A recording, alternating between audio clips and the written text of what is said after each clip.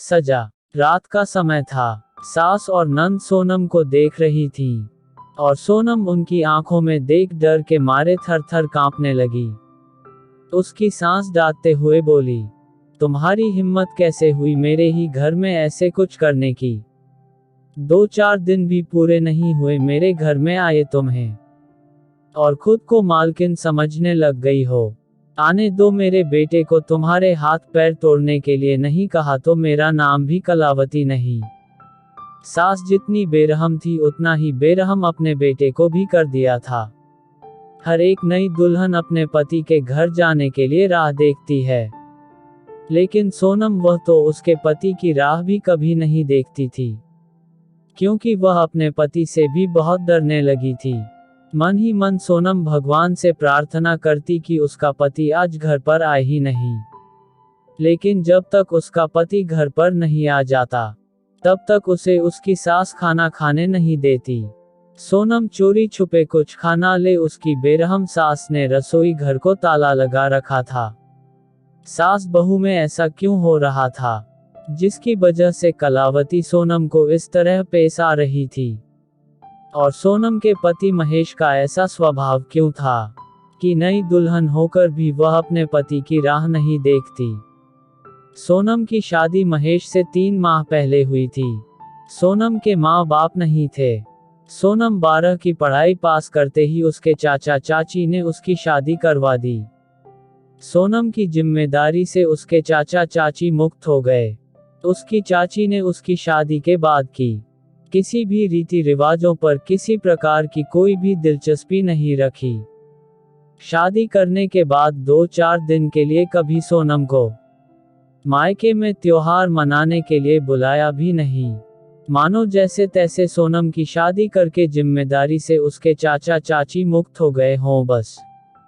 सोनम के ससुराल में उसकी सास कलावती, पति महेश और नंद संगीता, जिसकी मंगनी पक्की करके सगाई कर दी थी। छोटा सा परिवार था। सुखी और शांतिपूर्ण गृहस्थी के सपना लेकर सोनम इस घर में आई थी। लेकिन सपना तो सपना ही होता है, और हर किसी का सपना सच होना कम ही मुमकिन होता है। सोनम और महेश की उम्र में भी बहुत ही अंतर था। सोनम 18 वर्ष की थी और महेश की उम्र 32 वर्ष थी। 12 साल का अंतर था दोनों के बीच। सास कलावती ने सोनम के लिए कुछ नियम बना रखे थे। सुबह 5 बजे उठकर पूरे घर की साफ सफाई करना, बाद में नहाकर मंदिर में पूजा करने के बाद ही रसोई में जाना, हमेशा सर पर पल्लू रहना, सबके खाने के बाद ही भोजन लेना, मतलब सबके खाने के बाद ही खाना खा पाती थी। ऐसे ना जाने कितने नियम और कायदे कलावती ने सोनम के लिए बनाए थे।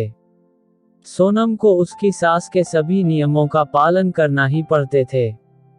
पर अभी उम्र ही क्या थी उसकी। उस वक्त उसके हाथ से अगर भूल हो भी जाती तो उसका पति या उसकी सास या फिर उसकी नंद उसे सजा भी देते।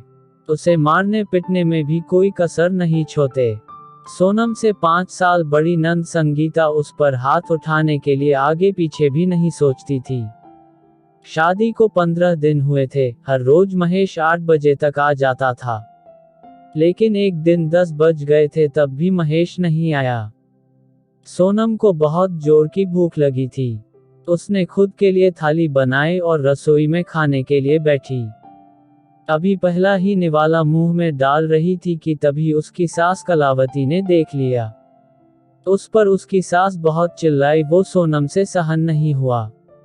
तभी सोनम बोली, वह अभी तक नहीं आए, मुझे बहुत भूख लगी थी इसलिए खाने के लिए बैठी। सास कुछ बोलने वाली थी तभी संगीता आगे आए और सोनम को एक थप्पड़ लगा दिया।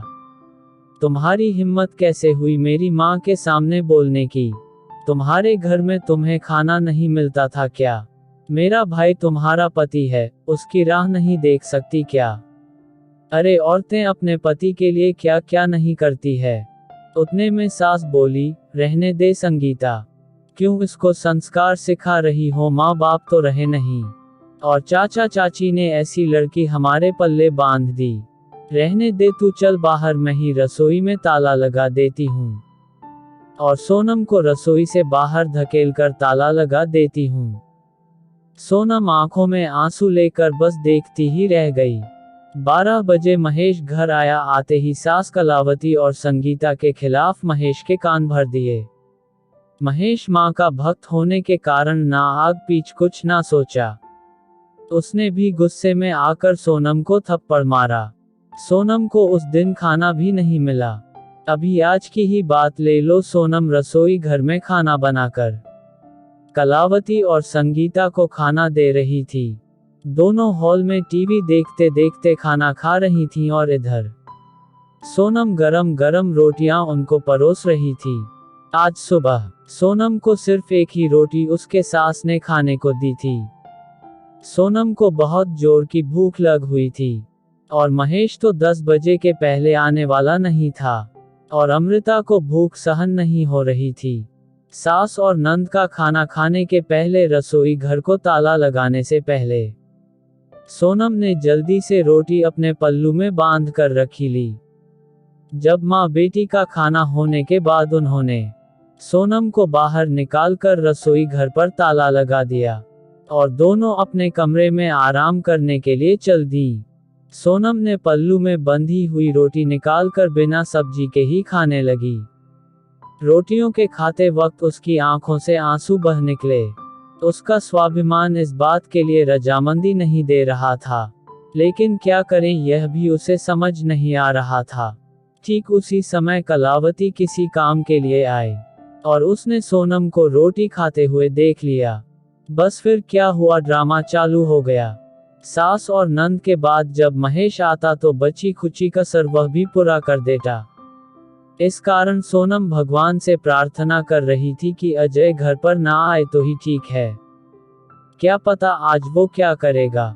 शादी के बाद उनके ही सामने खाना खाया था तो तब भी थप्पड़ मारा था, पर आज तो रोटी चुरा कर खा रही थी। थोड़ी देर बाद अजय घर पर आया तो सोनम का दिल जोर जोर से धड़कने लगा। डर के मारे पसीने से भीग गई।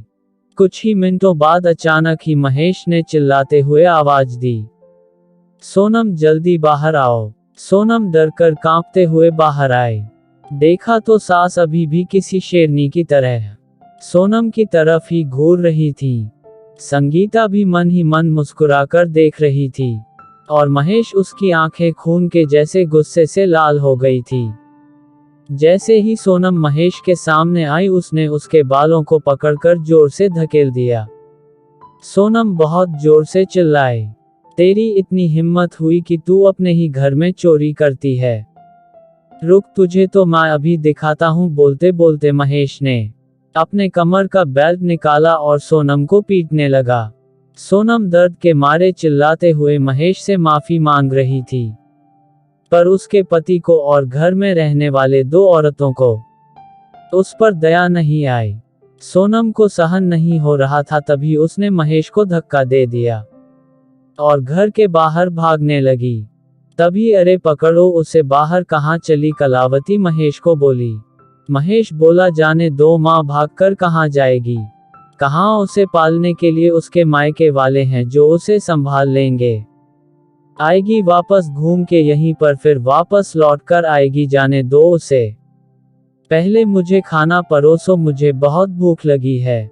महेश के कहने पर कलावती ने खाना दिया और आज भी सभी खाने के लिए बैठे, पर सोनम की याद किसी को भी नहीं आई।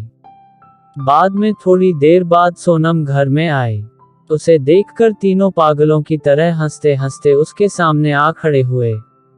आ गई वापस महारानी, क्या हुआ? मायके वालों ने घर में नहीं रखा? कलावती ने उसे ताना मारा। तभी महेश ने उसे बोला, जब तक तुम मेरे पैरों पर अपनी नाक नहीं रगड़ती तब तक मैं तुम्हें घर के अंदर आने नहीं दूंगा। मुझे धक्का देकर चली गई थी ना? हाँ भैया, इतनी जल्दी से माफ मत करना। अब अगर इसे माफ किया तो कल यह सिर पर चढ़कर नाचने लगेगी। ऐसी लड़की का क्या भरोसा? अरे भरोसा तो अब मुझे भी इस पर नहीं रहा। जो नंद अपनी भाभी का सम्मान नहीं कर सकती, वह लड़की हमारे घर का क्या मान सम्मान बढ़ाएगी। अचानक सोनम की पीठ के पीछे से संगीता के होने वाले ससुर की आवाज आई और वह अंदर आए। उन्हें देखते ही तीनों के चेहरे का रंग ही उड़ गया। अरे समधी जी, आप कब आए? कलावती साड़ी ठीक करके माथे पर पल्लू लेकर कहने लगी। मैं उसी वक्त आया जिस वक्त आपकी बहू रास्ते में डर कर इधर से उधर भाग रही थी। अच्छा हुआ अभी से ही तुम्हारा असली चेहरा हमें दिख गया। आज मैं आया नहीं होता तो हमारे घर की बर्बादी हो गई होती। अगर ऐसी बहू हमारे घर आई होती तो। संगीता के होने वाले ससुर संगीता की तरफ हाथ दिखाकर बोले। नहीं नहीं, आपको कोई गलतफहमी हो गई है पापा। आप अंदर तो आइए, मैं आपको सब समझाती हूँ। संगीता ऐसे बोली तो उसके ससुर बोले, कौन से पापा? किसके पापा? माफ करो, हमें अब आपके साथ कोई भी रिश्ता नहीं करना।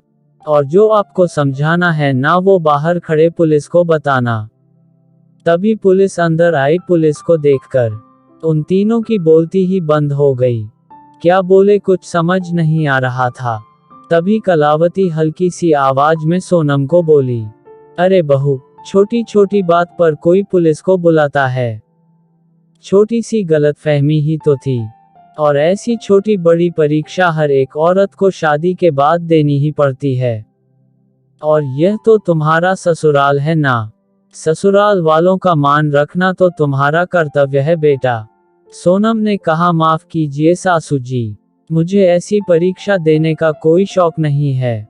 और मैंने शादी थप्पड़ खाने के लिए नहीं की थी। और यह ऐसा कैसा ससुराल जहां मुझे रोटी भी चुराकर खानी पड़ती थी। आपने मुझे कमजोर समझा था क्या? मेरा मायका नहीं है पर मैं कमजोर नहीं हूँ। अभी यही संस्कार अपने बच्चों को जेल में देना। अंत में पुलिस ने उन तीनों को पकड़कर जेल के अंदर डाल दिया। संगीता के ससुराल वालों ने शादी तोड़ दी और सोनम को एक स्वयंसेवक संस्था ने आगे जाने का मार्ग दिखाया। सोनम भी संस्था के साथ में काम करके लोगों को घर में होने वाली घरेलू हिंसा के बारे में जागरूकता फैलाने लगी। सोनम ने अभी सही मायने में अपनी जिंदगी की नई शुरुआत की। दोस्तों, आज की कहानी में बस इतना ही। कल फिर मिलते हैं एक नई कहानी के साथ। कहानी सुनने के लिए धन्यवाद।